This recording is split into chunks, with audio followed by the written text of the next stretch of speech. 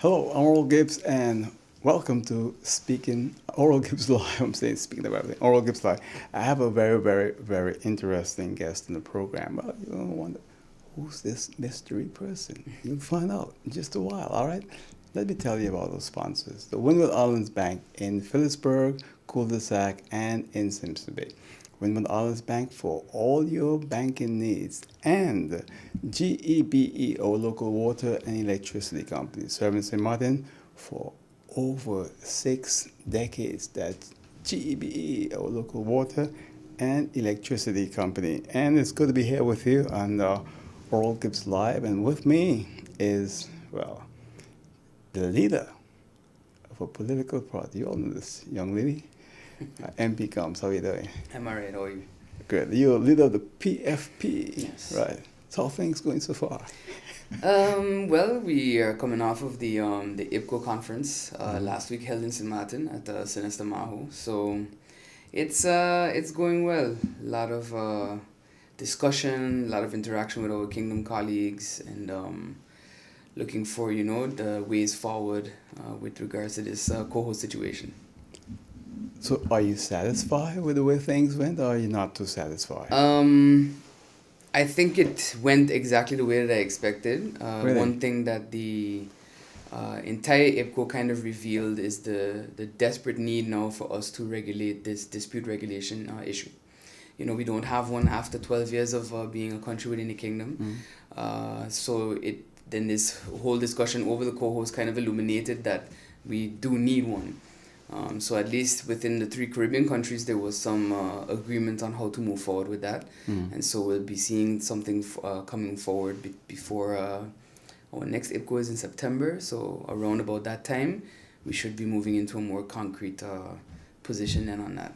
It's quite interesting because MP Westcott is speaking about that for a very long time. Yeah, it's had to. It has had to be in place for quite some time, but there have been discussions back and forth, and rightfully so, on the Caribbean countries' part, on the nature of any judgment that's rendered by such an investigation. I believe in the first iteration of the draft, there was no binding nature of the decision, so it's right. Well, it could be, you're wrong in this case. Okay, well, that's fine, and then we just set it aside and move forward, but. I think now we've found a solution based on a draft provided by the Parliament of Aruba. So we'll hopefully be seeing that come to fruition by the end of the year, I would imagine. That's quite interesting. Yeah. I have to wait to see it before. Yeah, same. I mean, like I said, we discussed it. It was, I think we arrived at an agreement as the 3 Caribbean countries, and now it's just to see it actually move forward. So now the one in Europe have to agree to it, right? Yeah. That's going to be the tricky part. But I think that this is my 4th IPCO now since becoming a member of Parliament. This is my 4th? Yeah. And I think that it's coming now to a point where, in particular, this new government that you have in the Netherlands, at least their MPs kind of realize a lot of the pain points that we have with regards to how things are done and handled coming out of Holland. So hoping that they can also be the kind of voice of reason and logic when it comes to that. So it's held how often?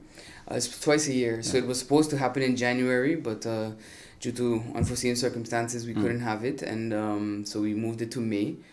So it just happened last week, and then in September it will be in the Netherlands. Yeah. That's the reason why I asked that question, because anyone watching this program will say, well, it happened in May and then in September, so that's why. Right? Yeah, twice a year. Usually January, June, I believe, or June, July, right before recess. But with COVID and with everything that has been going on, regulations for travel, etc.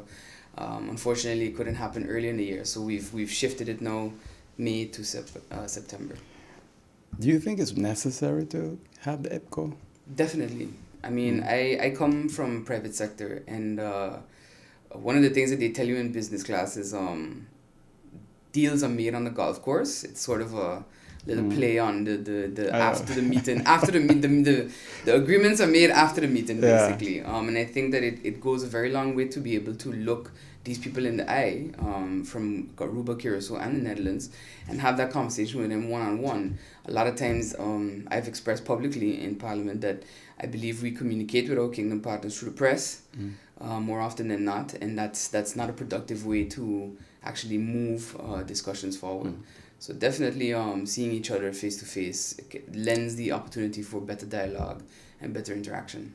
You know, there's this mutual distrust between both the European part of the kingdom and that in the Caribbean. Did you sense that? Since yes, and we spoke very frankly about it, which is why I think as well IPCO is necessary, because it's one thing for you to hear, well, I don't trust you over, across the Atlantic in the paper, but it's another thing for me to sit and explain to you, well, this is why the trust is not there. So that we spoke about it quite frankly in the discussions that we had. Because how it's set up is you have certain sessions that are public, and then you have certain breakout groups mixed with a mix of MPs from the different countries, and we talk about different topics that impact the kingdom. And in those sessions, it was stated very matter-of-factly that there is no real trust, especially on St. Martin's side, with regards to the Netherlands, and vice versa. Even Curacao now is saying the same thing. Yeah. So, have you converted your salary to cryptocurrency? No, I have not. And I don't think that I would be. I mean, not that particular cryptocurrency, but, and if so, not for forever. I think it's been done by two. I think the mayor of Miami did it for 3 months. He accepted his salary in crypto. And I think someone in New York. But in terms of converting it for the rest of their known life, I don't think they've taken that step. So, yeah. But you never know, because everything starts off. A lot of people, when they look back at what's happening in the world today, we never thought they'll see and hear the things that happen. Yeah, most definitely. And I think, but as well, with everything that has happened, you have to do your research and weigh the pros and the cons, and be quite honest with people about the risks that you could face, with such a decision. But I myself, and to my knowledge, no other individuals in Parliament have opted for that. I think we will have to see central banks get behind it. Yeah. And that will offer some kind of comfort to people. And it's funny too, but most things, if you really think about it, after a while it may start off one way, but it will evolve. And most things end up being regulated in any event. As they continue to be used, and adoption is on the rise. So, but I'm interested to hear the position of the Minister of Finance. He's been kind of silent since the announcement was made. He hasn't really said anything, and he's the one that ultimately will pull the trigger. So I'm really interested to hear from him to see what is his thoughts, and how does he plan to execute such a thing? Because there are transaction fees, etc., and I would hope that anyone opting to take their salary would also know that they have to absorb those costs. That's not for government to absorb if they choose to do that. So, yeah.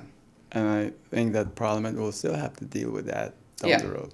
Yeah, right. That legislation will still have to come through, and will still have to be vetted. And I've reached out to individuals I know in the crypto space as well, who have been in it a lot longer than most, and trying to get their thoughts and put together sort of a position as well for the faction when it comes to that, and how it can be regarded, because these types of unregulated systems become sort of a catnip for money laundering, and the types of industries that engage in money laundering, and that's my biggest concern. I also want to see that the country does make money off of something like this, that it's not just rolled out and a select few get to participate, and then they get tax exemptions on their gains from it. Yeah. So, was it the topic at IPCO? No, not really. It was. It wasn't even really discussed. At least not in my work groups that I know of. But it wasn't something that was discussed. It really was heavily on the coho, the entire IPCO discussion. But I assume that it will pop up, because part of the reforms in the coho deal with our tax system. And our financial management of government and such. So, that's been going on for so long, also. Yeah, which is part of the distrust between the Netherlands and us. I read the So listening to all the Caribbean countries, their opening statements, it kind of, Aruba and Curacao also said that they have been working on these reforms, etc. But I can understand after, especially in Aruba's case, they've been a country much longer than us. It's, it's like, okay, well, when are they, let's move it along now. Yeah. Since 1986. 1986, yeah. Right. Yeah. It's quite interesting. I think, we in the Caribbean, we go at a different pace. Yeah. We're not like Europeans. Yeah. People have this tendency of arriving late and departing late, but that's changing. I know most of my life I try to be on time. Yeah. I know even you, when you come to the program, you're on time Yeah. and before, and that's good. Yeah. But I think a lot of us, and in government, I've seen it because I worked for government Yeah. for 10 years. They are always putting off what could be done now Yeah. for later and let someone else take up that problem. Yeah. It's it has taken its time, and there's always been the excuse of, well, we haven't had stable governments, etc. But I have to say, we need to come to a point where not having a minister is not a reason for things not moving forward. Things can tend to grind to a halt here. Yeah. When there's no minister in place, but that's not the way that it, in my opinion, then should work. The country can't stop just because there is no minister, and I think that's the kind of work ethic and structure that we need to get to. All right. So, any interesting topics in your work group? So one of my breakout groups talked about the Kingdom Charter. There's been a lot of talk about decolonization, etc., and what essentially happened from an expert panel that we had about 3 weeks ago in Parliament. The general outcome from the experts that we consulted was that there needed to be changes made to the charter. Whatever anyone thinks, it's we internally in the kingdom that have to resolve this, not the United Nations.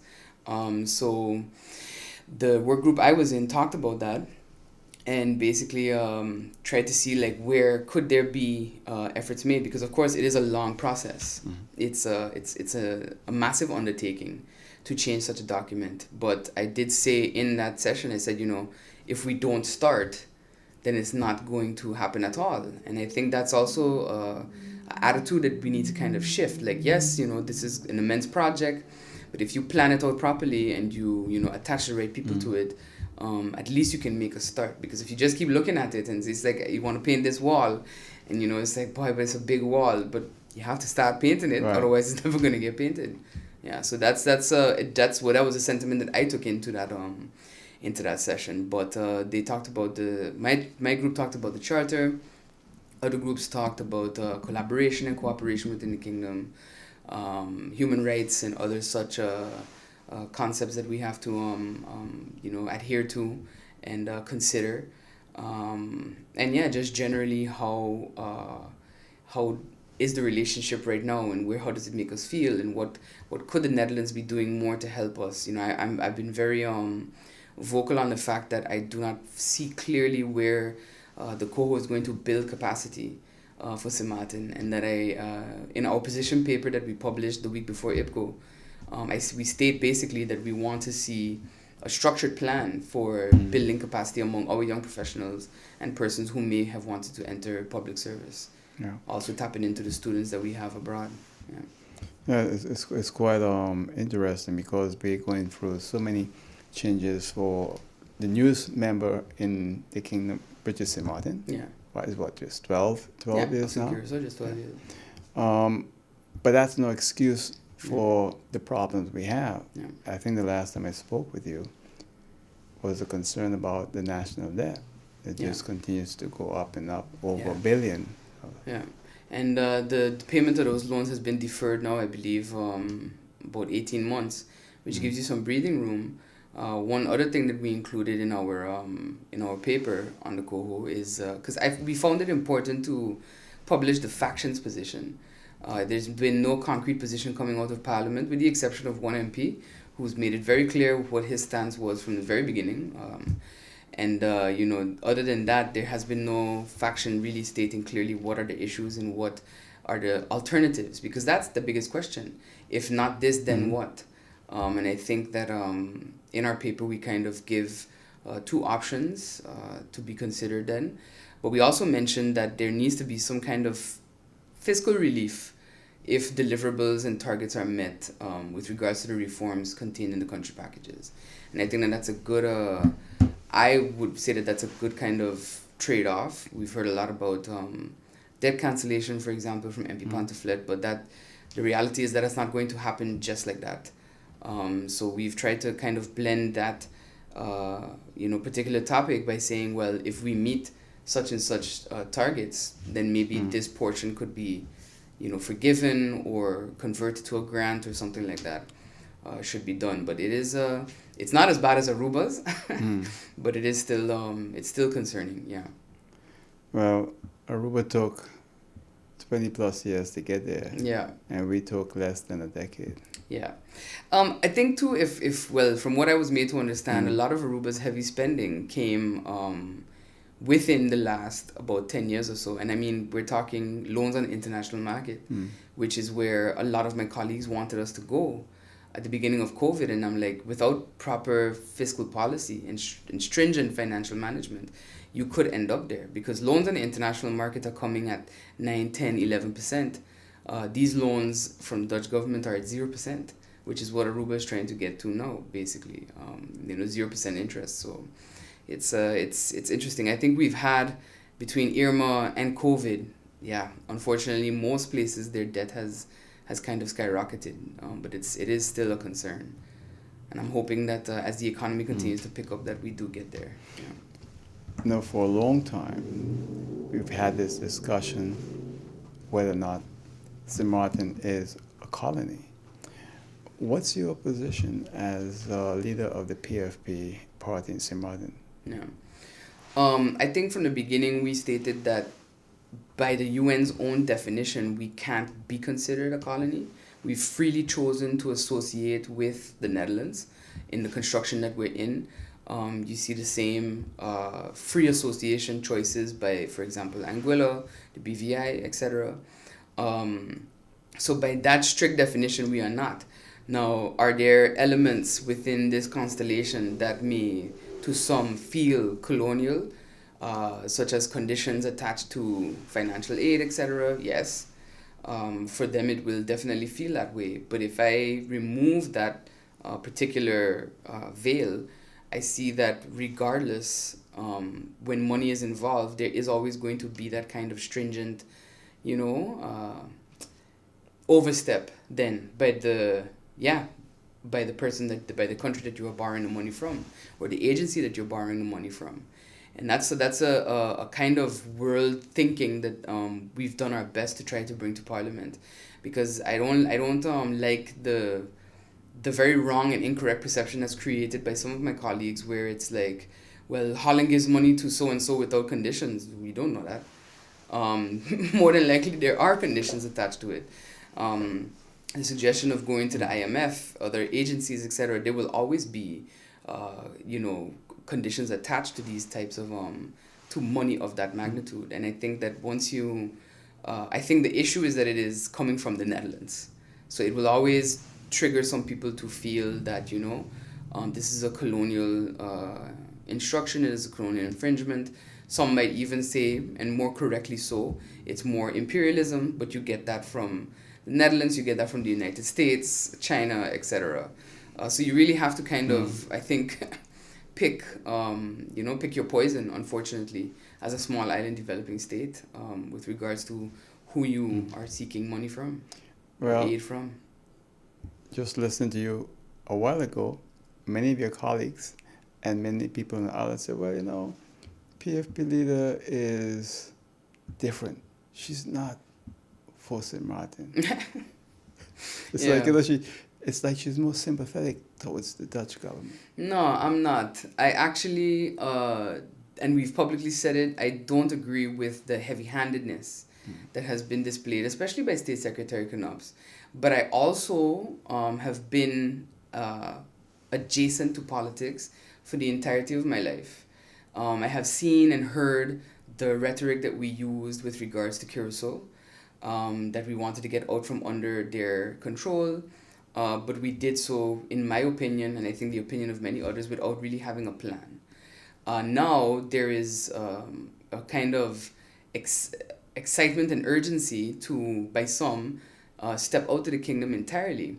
But I would like also to give people a reality check of saying, well, what is the plan? I've asked that many times, but no one can really tell me. Years ago, when it was asked in front of me to someone who like supports stepping out to the kingdom, they said, well, it's for us to get the freedom and for you to get to write the plan. I said, well, Really? that's counterproductive as well. That doesn't and that is my issue. When you attack when you approach a problem without considering the reality behind it, where are you going? And the reality is, right now we are in a uncomfortable situation. Nobody is denying it. With the Netherlands, with the largest country then in this kingdom, but we have also been asked, and we've asked government, what have you negotiated? And to date, I can't really get a clear output. It's also been said, that we are under this, the cuts that have been required of us for liquidity support from COVID.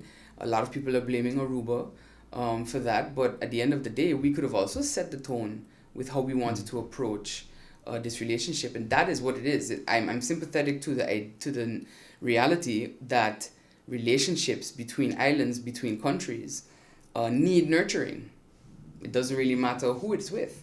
And that's something that we've also pressed a lot in Parliament, because what would you say our relationship with our neighbors to the north is? Or Anguilla, or Saba, or Statia? And I think that once we realize that it's not just about playing politics and just saying things that emotionally, tap dance on people, it's about building relationships that matter. Well, I think what happens is that when it comes to the Netherlands and how your colleagues and how others might feel, is that the other countries that you mentioned, they're not imposing on St. Martin, while the Netherlands is imposing in many areas on the island, and it's been like that from the time I know myself, basically. So for some people, it's like, this is a colonial system, this is whatever you want to name it. I say to people, well, if you don't like it, get out, because you can't stay inside, ask for their money, and then complain. But then my thing is, get out, and then suppose we ask for someone else's money, and then whatever comes down is more stringent. But then what? Where do you run to then? And that I think is what I mean. I think we need to confront the issues that we have within the kingdom with the Netherlands, but also the issues that we have here locally. And that's what I've not been hearing from government, because they've been saying, well, did we make mistakes? Yes, but. No, there is no but. There's a yes, and then there's a this is how we're going to fix it. And that's what I've been missing from, I think, the people who argue that we are not pro St. Martin. Well, I think the whole thing about getting out, that's a very long story, and at the same time... But for some, they want it to happen tomorrow. Well, it could have happened back in 1988, and that was the ideal time, and all the critics that came at that time today are the same ones now who are jumping and screaming, now is the time to get out, but it's for reasons of individual problems. Yeah. And I don't think you need to take an island independent because some guy feels that he did right and the Dutch government feels that he did wrong, and he's supposed to go to prison, but a small minority in this country elects his family to office, and now they feel, well, this is the best thing for St. Martin.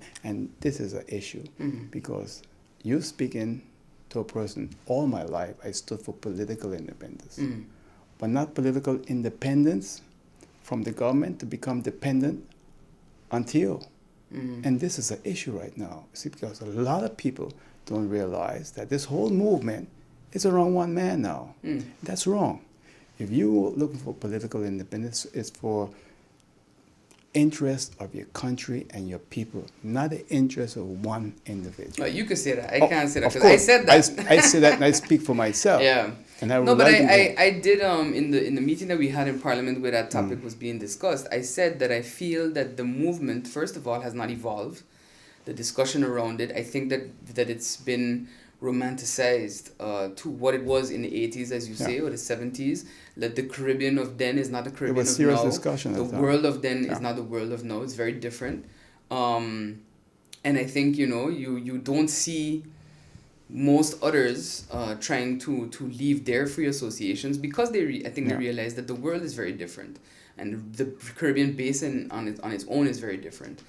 Um, so I think I also try to kind of say, I feel like the movement has been a bit co-opted by certain individuals that have their own personal agenda. If I were to ask the people of St. Martin if they want to go independent, I would want to have an actual list of what they can gain from it.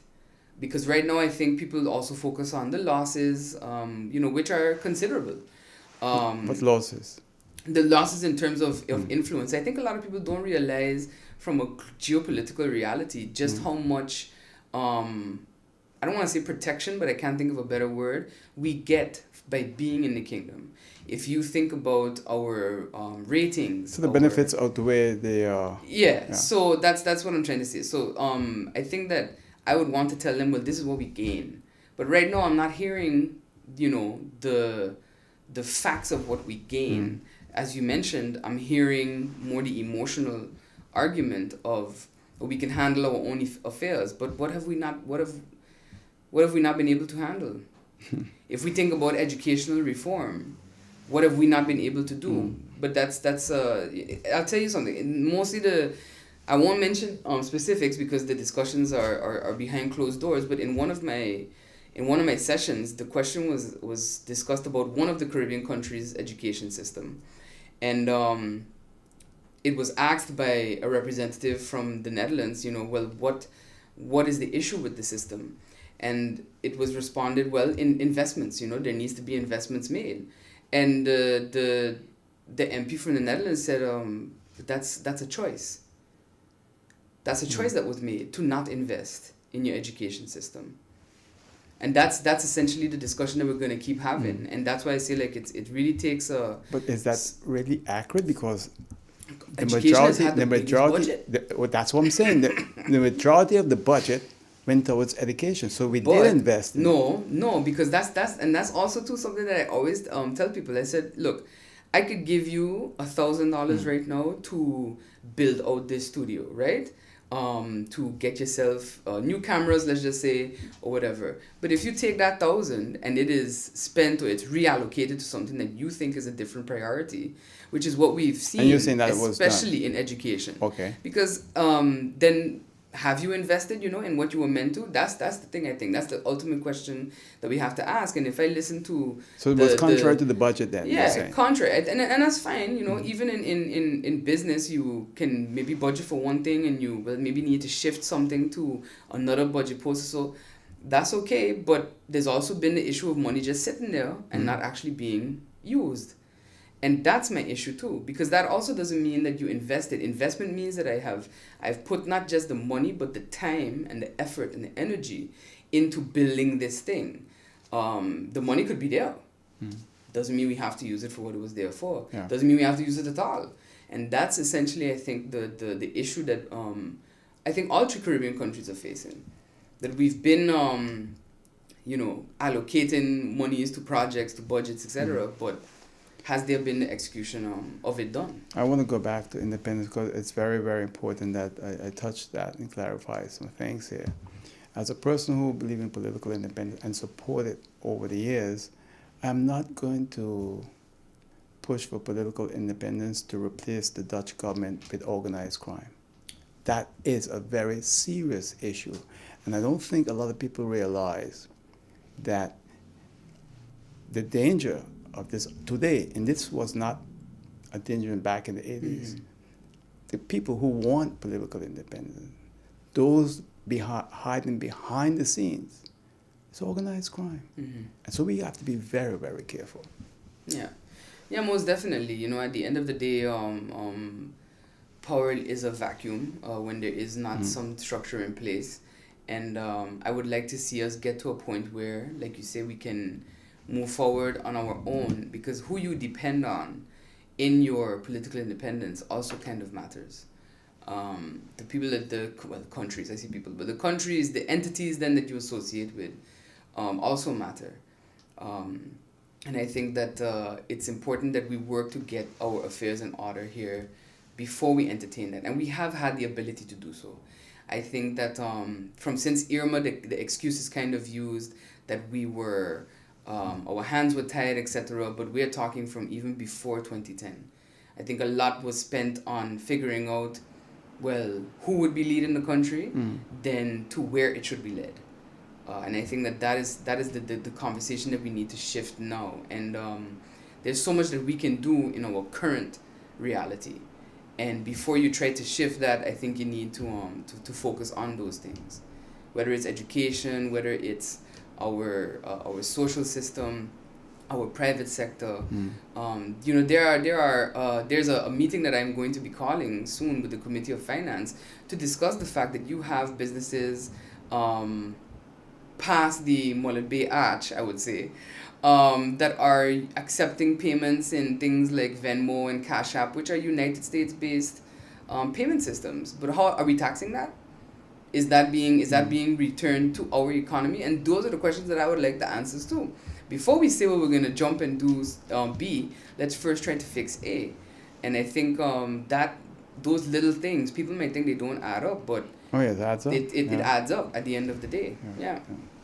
In case you've just joined us, you're watching Oral Gibbs Live. I'm here speaking with the leader of the PFP party, MP Melissa Gumbs, and she's my guest. When we come back, we'll continue speaking with MP Gumbs right here on Oral Gibbs Live.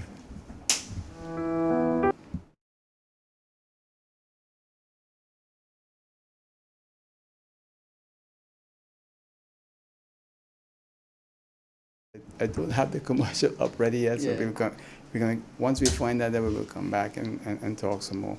You know, when you look at what's happening on the island today, what concerns you most as a politician, as a leader of a political party, a new political party? Yeah. I think for me it is the welfare of people. And I'm not talking just about from a social system. I'm talking from their physical health, their mental health, and of course their economic health. I truly won't hope that the reforms that are being undertaken now, especially with regards to the tax system and our economic status, then are truly executed and properly, because it's been something that has had to happen. People are definitely feeling the strain of not just the COVID pandemic, but also now this war in the Ukraine and Russia. And I think that it's opening people up to what I have been trying to speak about, which is, what happens across the ocean will still find a way to ripple down and impact you.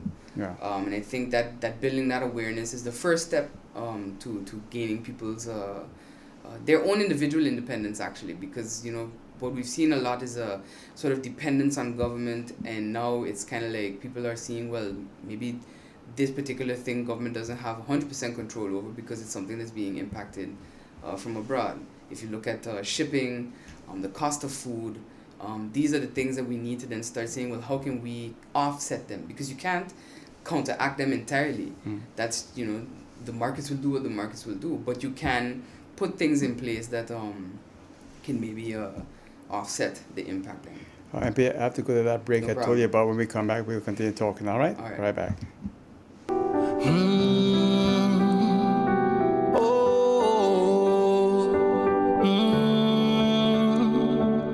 In order to know what you want out of life, you need to observe, listen, and try it yourself. Promises, we can make it. If we work together, that's just how it is. Let's stand strong, and serve the land. Working hard as one nation, yes we can. The more difficult it is to achieve, the more satisfying it is to make it. Just believe in us, we'll see you through it all. Oh, never give up. Oh, never give up. We can make it. Oh. Never forget those who were there for you. And if you dream big, you might just achieve it. The power to serve, standing for community. OGEB got the power to serve, the power to serve. We got the energy. OGEB.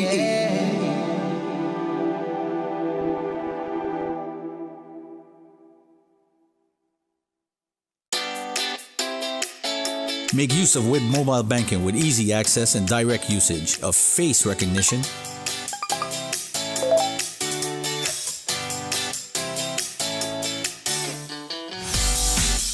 PIN code,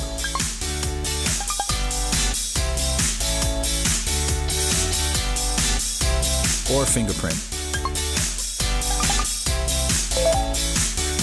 Download WIB mobile banking app and make your transaction from anywhere at any time.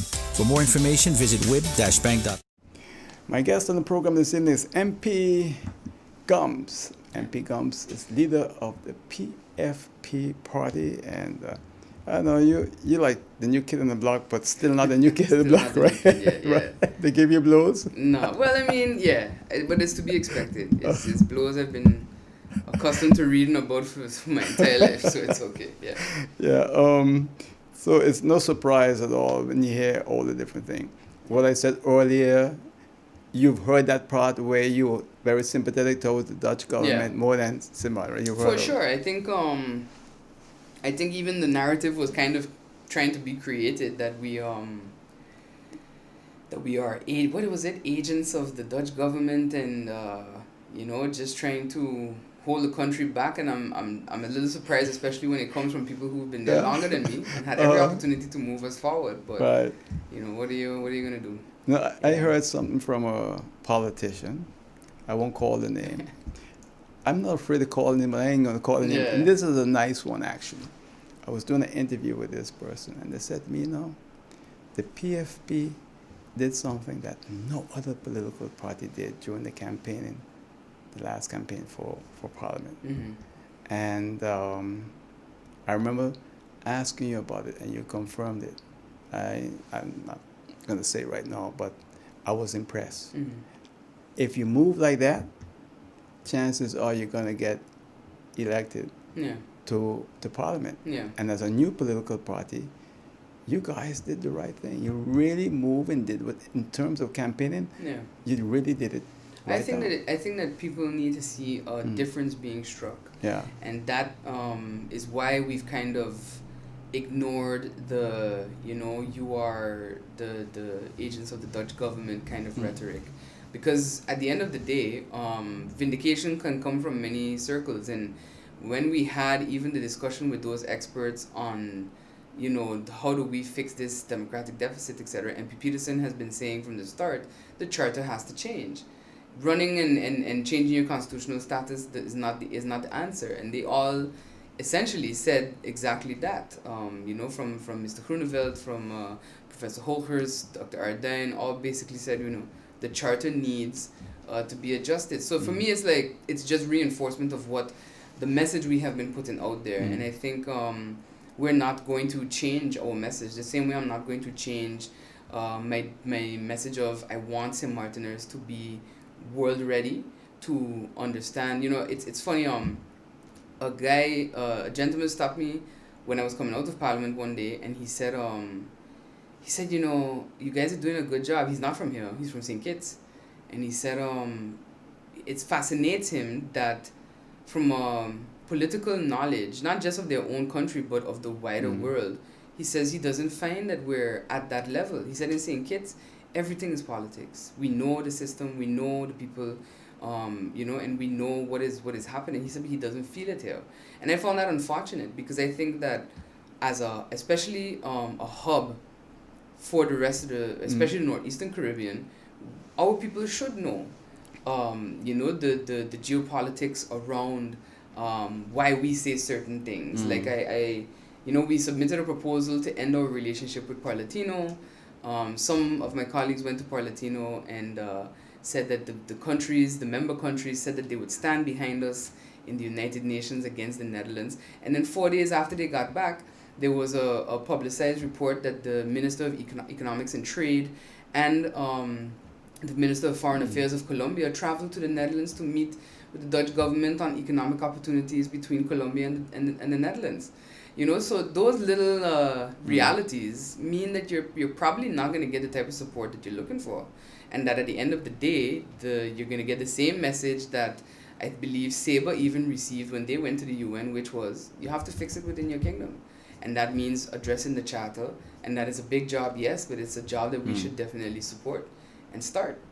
Yeah. So for me, it's like the messages, people may frame them as one way, but I think based on the feedback I've received, I think people are starting to see the reality in our message. And that at the end of the day, it is strictly, and to my opinion, the one pro se matter message that is out there, to build those bridges with the French side, to build those bridges within the kingdom, with Aruba, Curacao, and the Netherlands, and with those immediately surrounding us. Well, we need voices like yours in Parliament.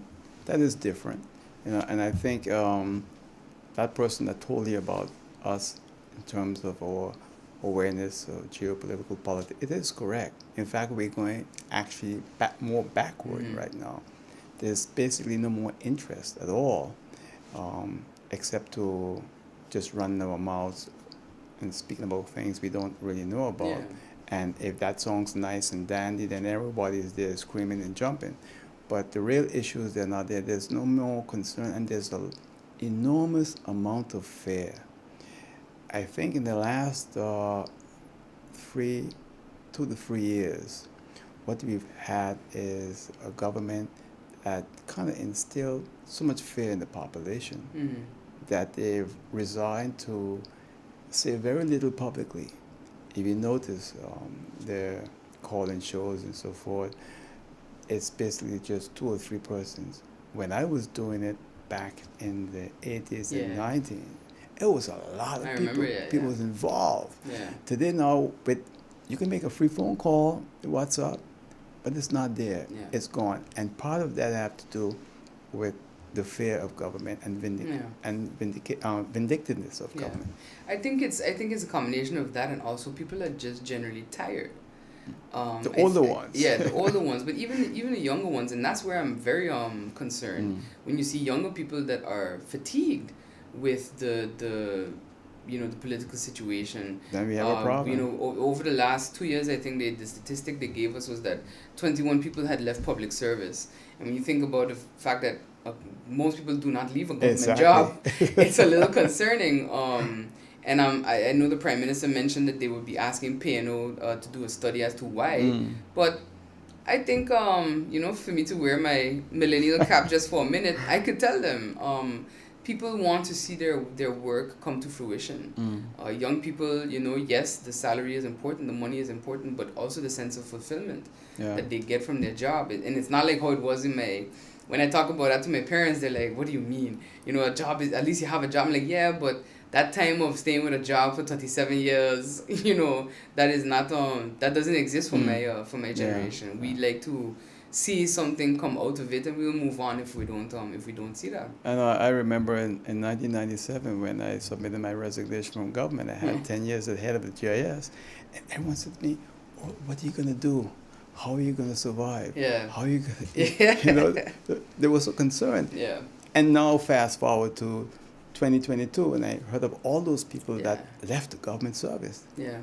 It was something unheard of back in the 90s. Yeah, exactly. And I think that the fear then, the vindictiveness, that has been something that's been around for my entire life.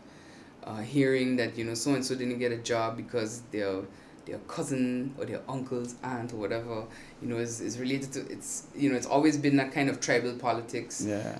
That I think other islands probably struggle with too, maybe not on our level because we are much smaller, but definitely something that they struggle with. But I think it's really the fatigue, the tiredness.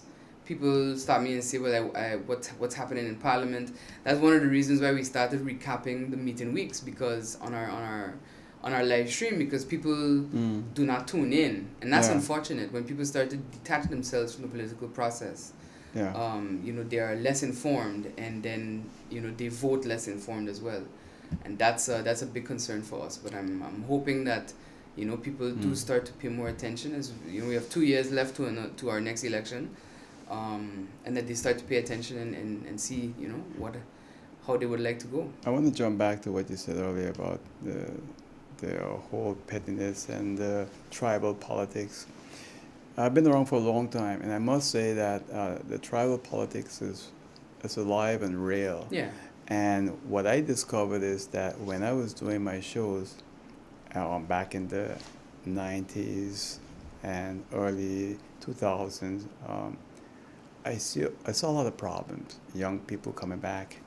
I remember when Dr.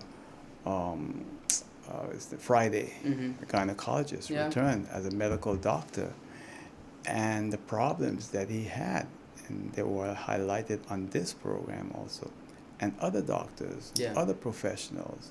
I met a young man the other day. This guy is really good at what he does. He said to me, when I came back, I couldn't get a job with government. So I had to go and start my own company, and he's doing better now. Look, you don't have to go away and become a professional and come back and must work for government. But you can't have a government, especially for 10-10-10. And I had a lot of politicians on this program preaching, oh, we need this, we need that. They were speaking about, we need a ton of lawyers, we need 200 plus. And when they come back, they got to crawl on their knees to beg you to get a job, and when they get a job, there's absolutely no respect. It's very serious. I don't think it's that extent in our neighboring islands. No, probably not. Like I said, our size kind of also determines it, and I think that that's why part of the paper that we wrote on the coho with regards to building capacity, we also talk about sort of a matchmaking. With those young professionals that are still off island, you can match them already with either existing or future critical vacancies, because I think we also have to have the uncomfortable conversation that sometimes, and they're probably going to cost me as well for this, sometimes people need to be retired. People need to be able to shift out of positions they may have held, or they may have been functioning in something for 20-25 years, but if the productivity is not there, then and that's again my private sector brain talking, because that is what would happen in private sector. But very much we think about well, they've been here for so long, but longevity does not equal, first of all, qualifications for the job, because sometimes people have just been moved up because they've been in one stream for so long, and we need to get them out of it. That people have, the saying in the US is failed upwards. So you have that problem as well, where you may not be suited for the role that you're inhabiting, but because you were in a lesser role for 20 odd years, we promote you because, you've been here long enough. But being in a role does not mean that I have the expertise to take on a role above me. And I think that that we've seen that happen a lot. With important roles in government, and I think it causes us to have an uncomfortable discussion on at what point do we have a conversation and say, hey, thanks for your service. But there's not a mandatory retirement age? Yeah, but I think sometimes you can't just wait for that. And I think that's what we tend to do. We wait, but 65 is a long time. If someone is underperforming in a role and they're now 45, am I really going to wait another 20 years of them underperforming to ask them to please vacate the role? And I think that's it's a tough conversation, but it's one that you have to have, because right now you have people leaving government. I'm 100% certain if they ask them, the answers will vary from frustration with a job, or frustration with lack of guidance, or lack of management by their manager. and those are things that you have to pay attention to, I think. Well, I heard from another person that said that young people coming back can't expect to go up the ladder too fast either. Yeah, and no one is saying that you come back and that's also something, like, you come back and then all of a sudden it's like you could be CFO of whatever, but that's not how the world works either. But there has to be some kind of trajectory for me, as a young person then coming back to grow into that role. And unfortunately, you don't see that now? I don't see it now. Okay. And to be honest with you, having personally lived the whole experience of coming into a role where the person who had been there longer than me was underperforming, and I was then elevated to a role that was essentially above them, but performing. Like, sometimes that is unfortunately what happens, and I think that people, again, that's attaching longevity to the question of qualification. I could come back here and still be better qualified than someone who has been in a role for 10 years. Yeah. That's the reality. And it's not to downplay the work that has been done, but what I see a lot is that there's a willingness to remain kind of stuck in how things were being done. And unless you are willing to change and adapt, again, in private sector, that gets you eaten alive, and you get shown the door, you get put in a lesser position, and you're still there, but it's not growing. And the resistance to learn new things as well plays a role in that. Well, I think when you look at the Minister for Finance, he's been trying his side to really get things moving. I think we have a long way to go, and you understand that industry more than anyone else when it comes to the internet and everything else. Yeah. But I think what government is doing is okay, but I hear a lot of complaints. I don't know if you heard these complaints also, that, I have to go into the building to make an appointment on the internet if I don't have a computer. And a lot of people complain about this whole appointment to go to the building. How do you feel about that? Yeah. Have you heard from people on that? I have, and I think, look, in certain countries you'll have solutions for that. Right now we don't have a functional library. In Holland you had public libraries where people could go and use a computer to do whatever they needed to do that maybe they didn't have the ability to do at home. Here we don't have that access. People's accessibility to doing things online, I think also a lot of people don't understand. Like, someone was telling me about that, and I'm like, well, you can go on your phone. Your phone is not just WhatsApp. They didn't know that the phone also had a browser that they can go. Yeah, it's a smartphone. So I think just education is also very important to kind of to get that done. Even if I think back to when I was in the Netherlands, if I went into ING, and for some reason there was a time my laptop broke and my phone was not cooperating, but in ING there is a computer there that you can log into your online banking to do whatever you need to do. So I went in, I did what I had to do, and then I left. But of course, if you don't have those facilities available, but I think just general education of people, to let them know that a lot of what you can do on a computer you can do on your phone now, in fact sometimes even more, is also important. And the only thing, sometimes your fingers are bigger than the keys. You miss, I'm at expert level now, so I don't even notice it really. Yeah. What you would like to see for St. Martin in the very near future? In the very near future, I would like us to get through the handling of this coho law. I would like to see the reforms themselves begin to be executed. A lot has been done on the planning side of it, and I think Are that's you in favor? great. You're in favor of the coho? Oh. No, we've said that, and that's part of our position paper also. There are some changes that we would like to see made, and we also give an alternative to not having it at all, but instead continuing the existing agreement with the World Bank, or changing that agreement rather, to have that be the sort of managing entity. Let me ask you this very quickly before you go to Yeah. other. But do you think it would have been better if we had higher supervision, which is for a period of, 4 years maximum, compared to the cohort that, 6, 7 years. 7 years, and maybe it could be extended? Not necessarily, because I think both those present an option that I'm not comfortable with, which is, are they actually going to go away? That's Oh, part we of had higher supervision before, and Yeah. that went away in the 90s. Yeah, that's part of my concern though with this whole situation, because I mentioned at IPCO as well that for me the idea of the coho is not that we see a revolving door of technocrats coming from the Netherlands. That's part of why our focus has been on how do we build capacity, how do we get our own young professionals to points where they can, the reforms are being executed, but then they can also pick them up and run with them thereafter. So I don't think that I would have been okay with higher supervision either. Okay. Because again, a lot of the fiscal issues that we have are, we went through a Category 5 hurricane, and then we had COVID. So that's is it understandable? Yes. Is it comfortable? Definitely not. But it's not like we were borrowing money to do craziness, so to speak. I Yeah. only have 40 seconds. No I'm problem. sorry that. No problem. What do you want to add in closing?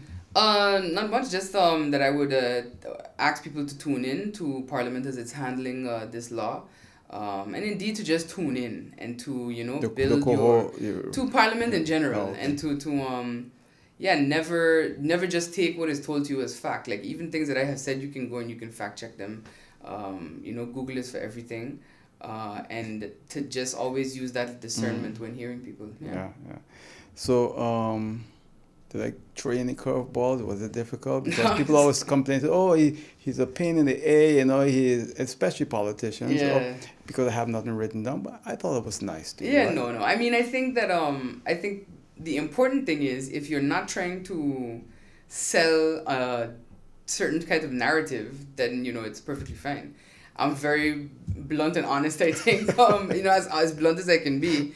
And I think that that's important when you engage with anybody. Like people come. I remember during COVID, just quickly, one of my issues was I found that government was sugarcoating things. I was very honest with people. People would say, "So how do you think it's gonna be?" I said, "It's gonna be really bad." I said, it's gonna get much worse before it gets better." And I think once you are that honest with people, they appreciate it. It hurts. Yeah. But it's much more appreciated than just comforting me with something that is not the reality. And the old people are not accustomed to it, and they don't like it when it comes from a politician. Yeah. Right. Anyway, well, thank you. Thank you. Wish you much success. All right. Thank you very much. That's MP Gumbs, leader of the PFP political party. I'll see you next time right here on Oral Gibbs Live.